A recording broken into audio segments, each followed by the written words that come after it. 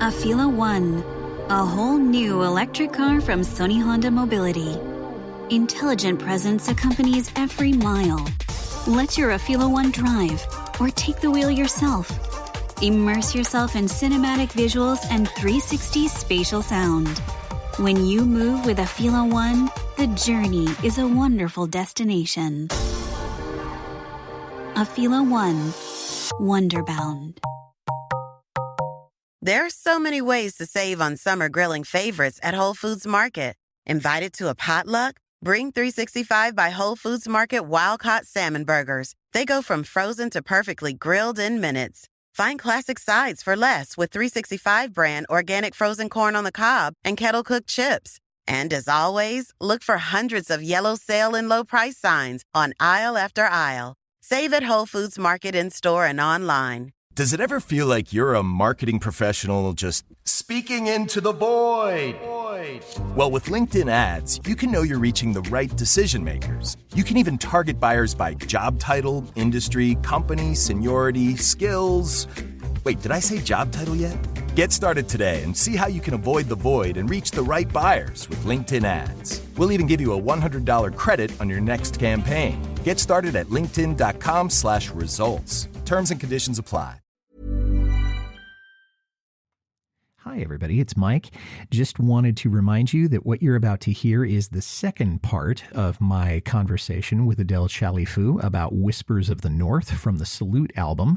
And I hope you've enjoyed it so far, and I hope you enjoy what you're about to hear. Thanks. The first guest of the evening is truly a poet. He's an artist. He is a friend and an inspiration to anyone who has ever played the guitar or tried to write poetry. Would you please welcome Gordon Lightfoot?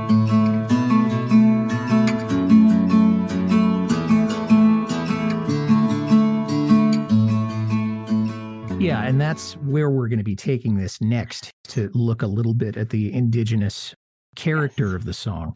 And we could go on all day for this, but we will just take a few minutes here. Whispers of the North, the river and the shore, in the land that tested Eskimos 10,000 years before. Now, we got to stop there because the term Eskimo is really cliched and is probably not really acceptable anymore. No, it is not. It's not in Canada at all. Not in Canada. And I think for Americans who know anything about the sensitivity that is needed towards Indigenous or BIPOC, it's not a term that probably would be used except by people who are just completely ignorant about what goes on north of the border. Absolutely. Now, he had used the term Eskimo in at least one other instance, in the song Cold on the Shoulder. But again, it was in passing. Yes. Okay? Cold on the Shoulder did come out in 1975, and this song came out in 83, or the album came out in 83. So that term was, I think, still widely used and accepted. It is not anymore. It has changed completely, and for good reason. Not to make excuses for anybody, but I really don't think he meant it in a derogatory or any sort of racial connotation or any sort of way like that. From what we know of Gord, that is not him. That is not like him at all. And I really don't think that that was the idea behind it. Oh, no. I mean, if he had written racist songs, we wouldn't be talking about him right now. Oh, absolutely not. No. Yeah. But I do think context is important there, because this was before a lot of groups had said, or maybe just people's sensitivities changed about the terms that they wanted to be called. It's very much like me growing up in the United States and referring to Indigenous people as Indians with no distinction whatsoever. Okay, just using that as a blanket term. Of course, yeah. Okay. Is it my fault that I was raised that way? No. Do I still slip into that from time to time? Of course. But it's something that in the years that you're talking about, language was changing. It is still changing. Yes. And so it's something that I think a lot of white society has still not caught up with. Yes, unfortunately. Yes. We do need to look at the term for just a minute, though. I mean, the whole idea of Eskimo, some people used to consider it a derogatory term, although people in Alaska are not quite as uptight about it. But it was used by colonizers, maybe some of the same people that you've been talking about, that because it meant Eskimo meant somebody who ate raw meat, which invokes uncivilized or savage or barbaric. They don't know how to cook their own meat. They certainly don't use cutlery, blah, blah, blah, blah. The latest research that I read is that it came from the French word Esquimaux, Esquimaux, meaning one who knits snowshoes. Okay. Now, I'm not a French linguist, so I can't really speak to that, but that was what was discussed by the University of Alaska. The most popular alternative is Inuit, and that simply means the people, and the singular for that would be Inuk. So that's what I was able to, but you dug a lot deeper than me on this. So tell me where I'm wrong and tell me how you can build on what I said. It's not that you're wrong. I did reach out to a fabulous Inuk woman, and I did my own sort of research. And the derogatory term here in Canada, Eskimo, is an exonym, which means a name used by outsiders to refer to an ethnic, racial, social group, or its language that the group itself does not use. So according to the Canadian Encyclopedia, the origin of the word, it's a little contentious, but it's generally understood to be of Algonquin origin. But whatever the origin is, it was used to describe the Inuit people of the Arctic regions of Alaska, Greenland, Canada, and Russia, but not all Indigenous people. So it is considered to be a hugely derogatory term here in Canada, and it is no longer used. However, we did speak about the very ignorant people who still use terms and words like that, unfortunately. But the word once was quite extensively and heavily in popular culture by the general population, but also by researchers and writers. So as we mentioned, Inuit is the proper term, and the change came about the 1970s. The use of the term Eskimo does perpetuate harmful stereotypes of the Inuit as remote, politically insignificant, while also romanticizing the Arctic. According to the Canadian Encyclopedia, in 1977, Inuit met in Barrow, Alaska for the first Inuit Circumpolar Conference. So delegates from the US, Canada, and Greenland formed the Inuit Circumpolar Council. They created a charter, signed it in 1980, and they defined the Inuit as Indigenous members of the Inuit homeland, recognized by Inuit as being members of the people, and shall include the, okay, I'm going to say some names here, and I'm really hoping to get them right, so I'm really sorry if I don't say any of them properly. Inupiat, the Yupik of Alaska, the Inuit, the Inuvialuit here in Canada, the Kalaalite of Greenland, and Yupik of Russia. In defining Inuit as such, they rejected the term Eskimo. So as I said before, I did reach out to a fabulous Inuk woman by the name of Vanessa Brosseau, who is a wonderful content creator on Instagram and TikTok. Her handle is Resilient Inuk.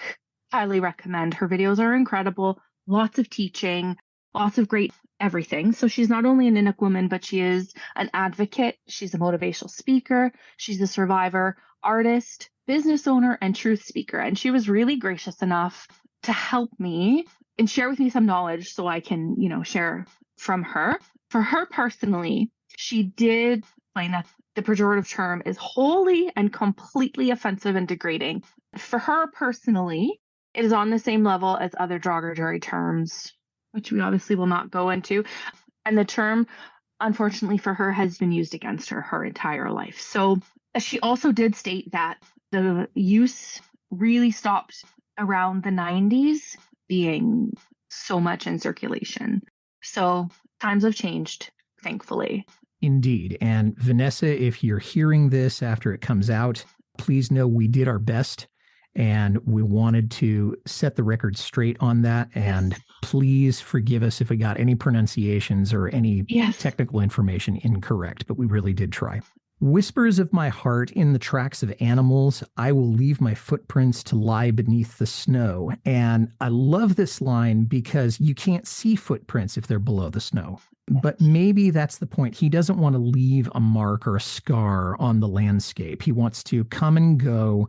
He doesn't want to damage anything. He wants to experience what is there and then at least leave it undisturbed for the natural residents, both animal and human, that are there.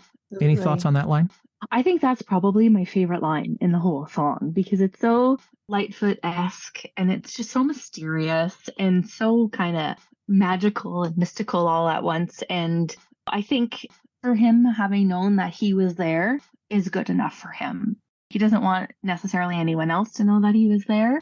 And I think it kind of harkens back to, like you said, all the people and the animals that were there before him and after him as well. I think kind of connecting us all as one type of thing is a great line. Yeah, I mean, just if you want to use another metaphor, I mean, the circle of life. But he doesn't want to do, I think, what other humans might do, which is, okay, well, we're going to cut the trees and we're going to take away from the biosphere. We're going to do damage. We're going to have dominion over the earth, to use another thing. He doesn't want to do that. No, absolutely. Doesn't want to leave his mark. Whispers of the wind, I will feel it sting. I will see it rise and fall. I will hear it sing. The sound is like a song to me. It takes away the pain. The river is the melody and the sky is the refrain. And that's my favorite line of the whole thing, because he's coming back to this idea of the sounds of the wilderness are like a song to him. And we'll talk about the loons. I know we're still coming up with that. And I didn't expect him to use the word refrain, because refrain is a noun and it's also a verb.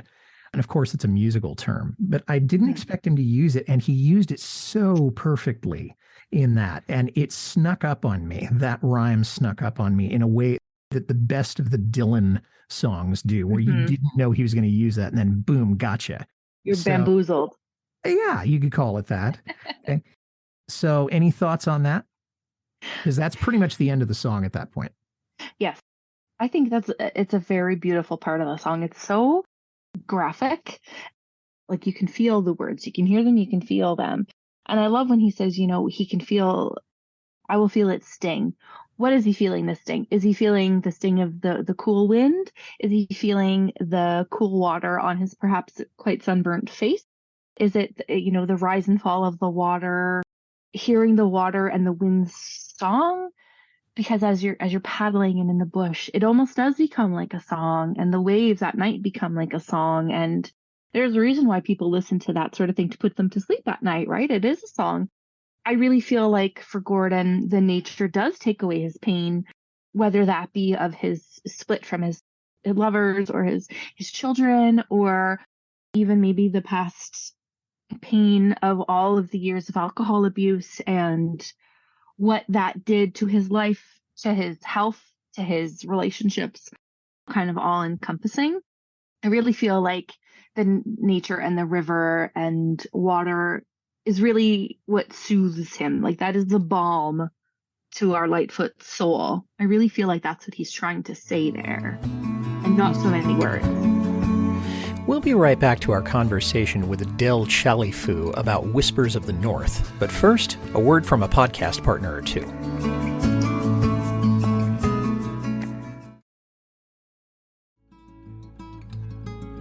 Attention listeners, the oldest record store in Toronto wants to buy your record collection. Kopps Records is run by and for collectors. They know just how much heart goes into compiling your favorite music. Whether the vinyl belongs to you, a loved one, or a friend, they'll bring their 40 years of experience and sensitivity to every transaction. If you're thinking of selling a collection, visit Kopps Records, that's Kopps with a K, .ca, or visit Kopps at one of their 3 locations.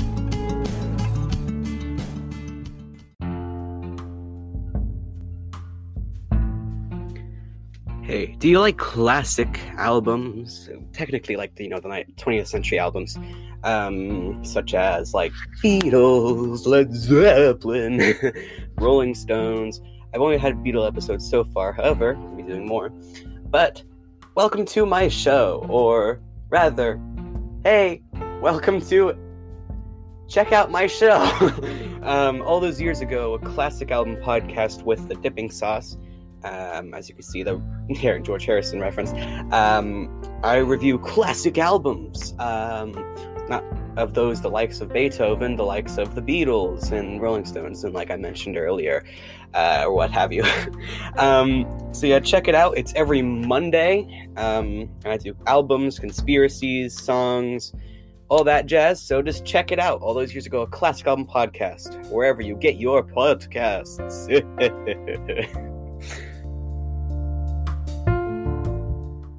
He's finding healing there, and it may not be permanent healing because he knows that that stuff is going to be waiting for him, and it's not as if all the problems are going to go away, but at least he's feeling some sort of restoration.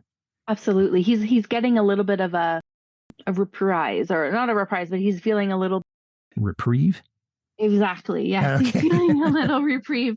He's getting a little bit of a break from his insane life. Yeah. And it was insane because he was internationally known by this time. So now let's take a look at the record a little bit. The song was apparently released as a single, but it was a very limited release. Okay, I can only find that it was released in all places, the Netherlands. If it was released in the English-speaking market, I can't find any record of it, and it didn't chart in the US or Canada or the UK or Australia or New Zealand. The album went to 59 in Canada, 175 on the US Billboard 200. So it really, at least in the States, the album barely scratched.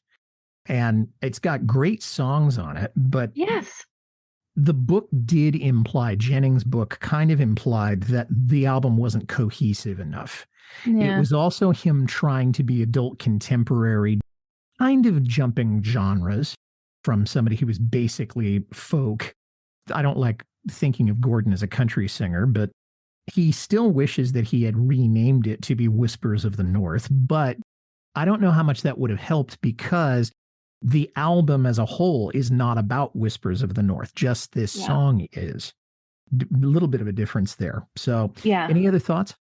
It's very sad that this didn't chart. I don't know if he's just not had the proper promotion or the promoters backing him throughout his career.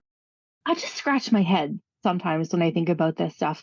I was listening to your last podcast when you were talking about how his first album really didn't do anything. And it's one of his best albums. And it makes me so mad. Like, why didn't it do anything? I think this is another case with Salute. There were fantastic songs on this album. It just blows me away. Like, Tattoo, you can't, every time I hear that song, it lives rent-free in my brain for weeks. I cannot get it out, right? It's so catchy. So I don't know why this gets me real fired up. I don't know why it didn't do well. Yes, he kind of jumped ship a little bit from his acoustic, but at the same time, you have songs like Naughty Pine. I mean, that's not a rock song by any means.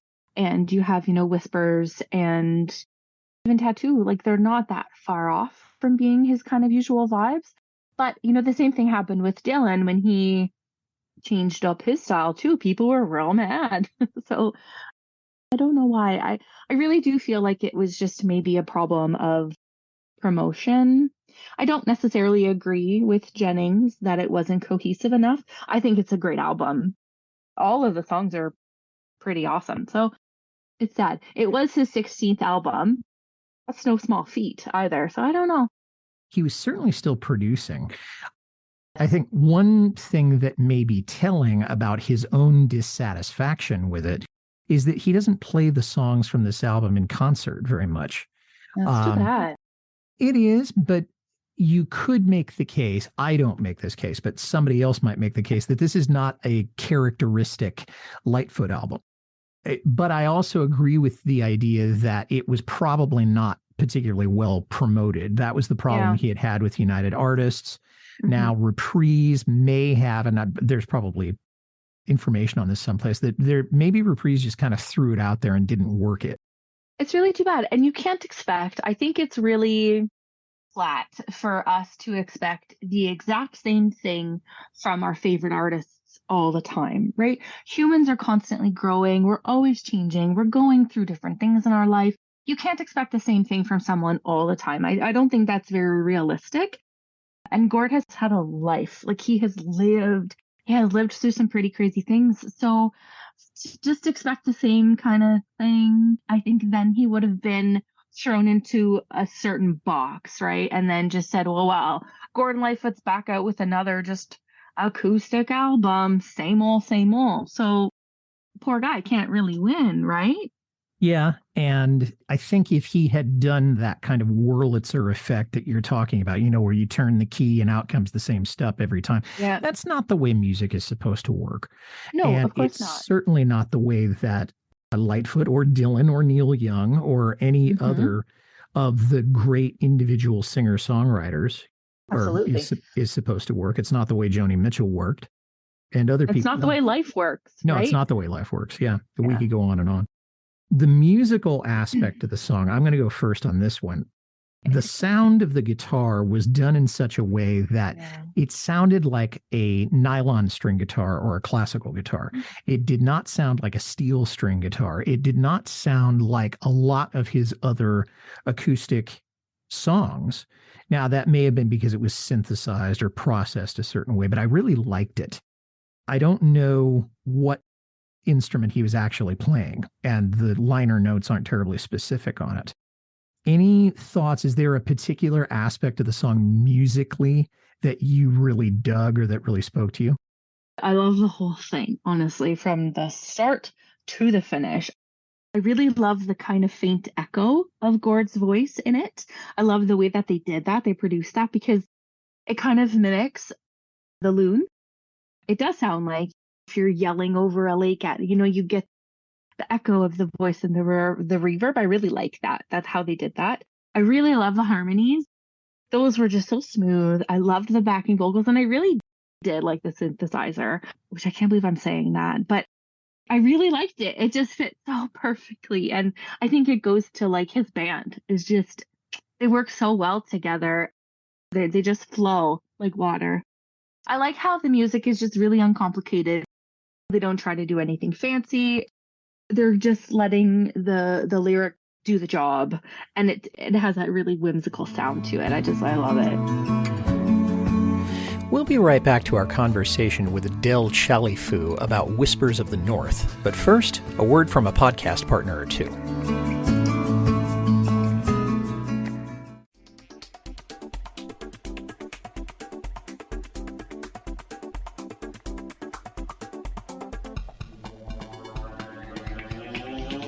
Welcome to Books Boys. Every month, the Dean and PJ tell you all about the books they've been reading and make some recommendations from our old favourites, plus surprise call-ins from authors to talk about the works that they're writing, original music, prize giveaways, and more. That's Books Boys on booksboys.com and all good podcatchers. Books Boys. Get it. Buy it. Books.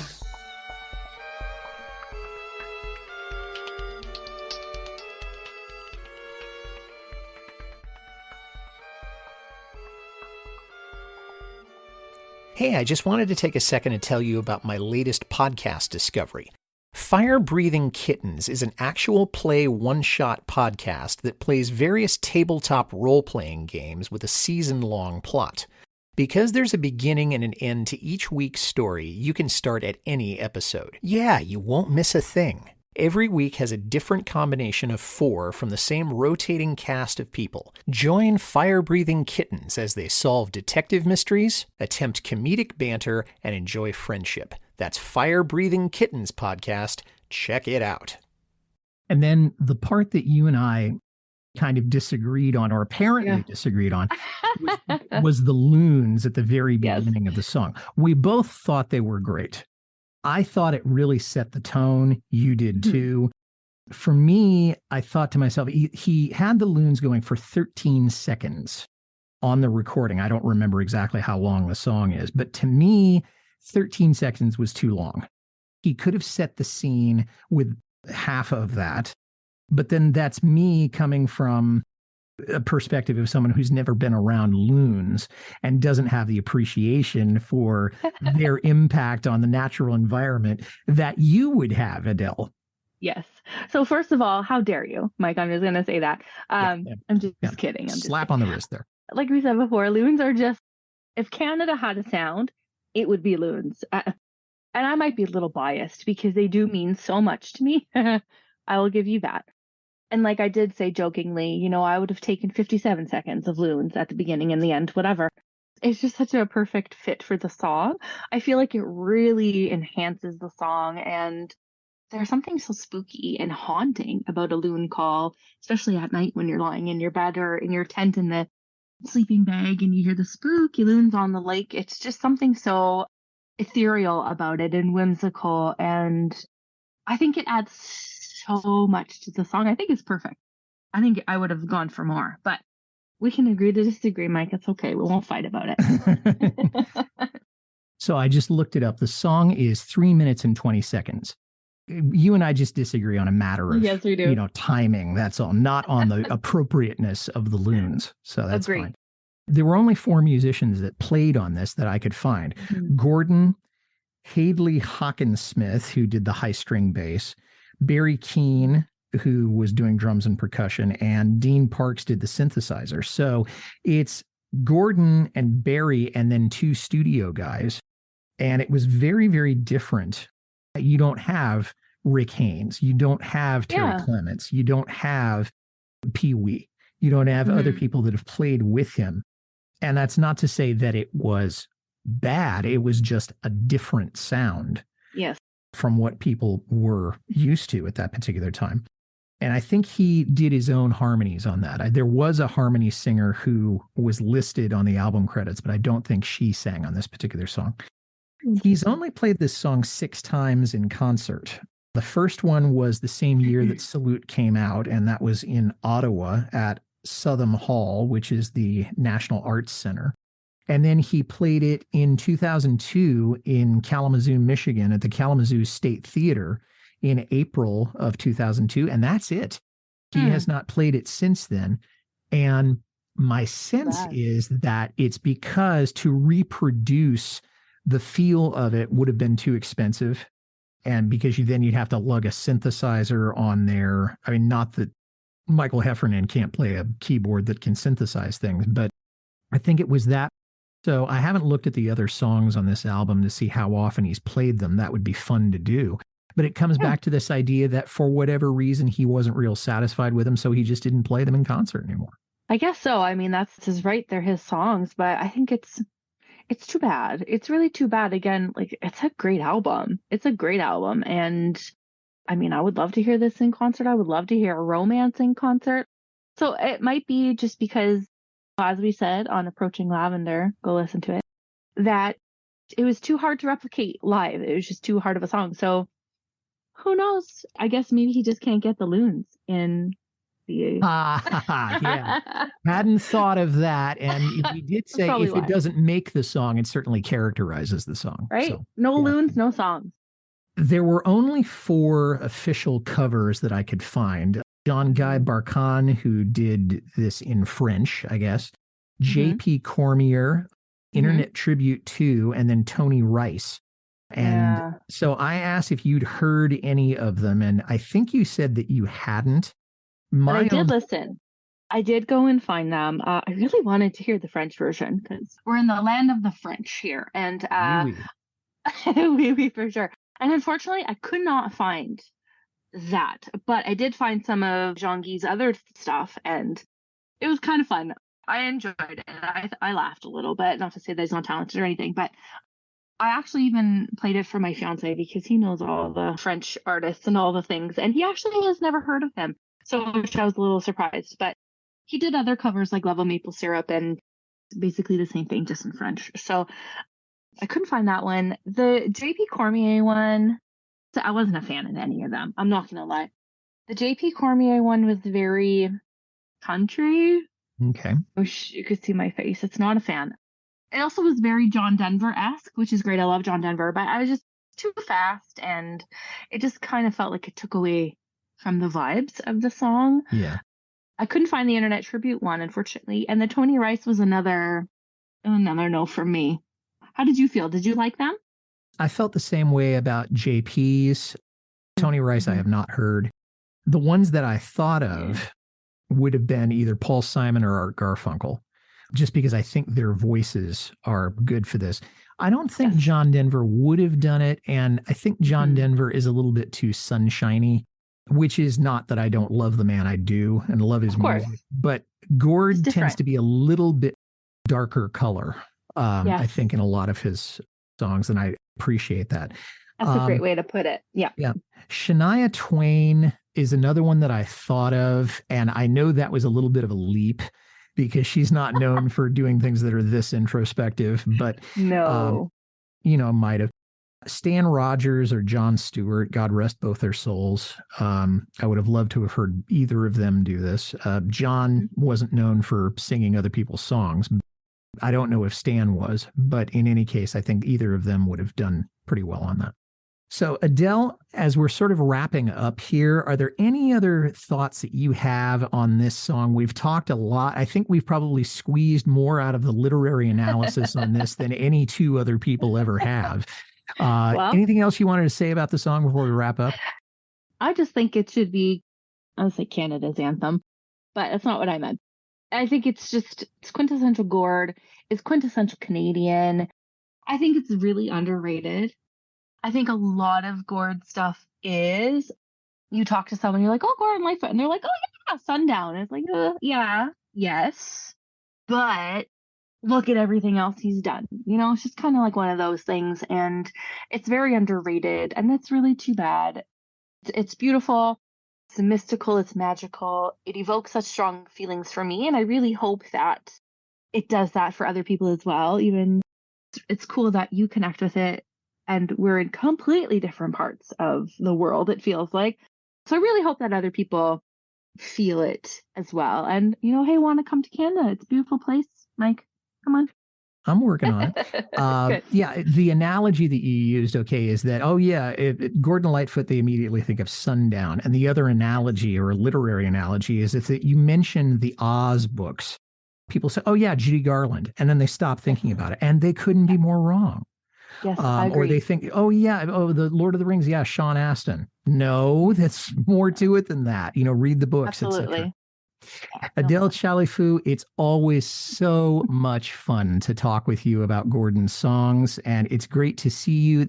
This is the first time that we've been able to Zoom with cameras on, and so I know that I have a face made for radio, and it's great to see you. Thank you for being on here, and you have a ways to go to get to break the record of the most visits or the most appearances on the podcast, but I would definitely like to have you back real soon.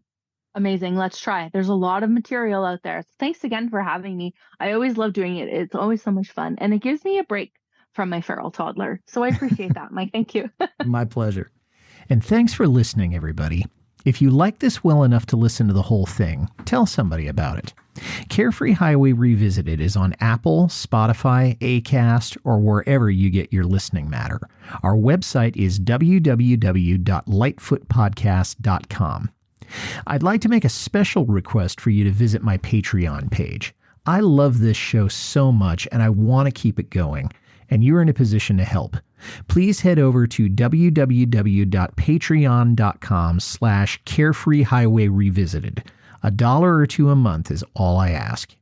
You can reach me, Mike Messner, at teachermike72@gmail.com. Well, our next episode will feature my guest Chris Davis from Jackson, Mississippi, and he and I will be discussing The Last Time I Saw Her from the Did She Mention My Name album in 1968. That episode will be coming out in early to mid-July. Until then, for Adele Chalifoux, this is Mike Messner reminding you, run for the roses, but don't forget to stop and smell them. We'll see you next time.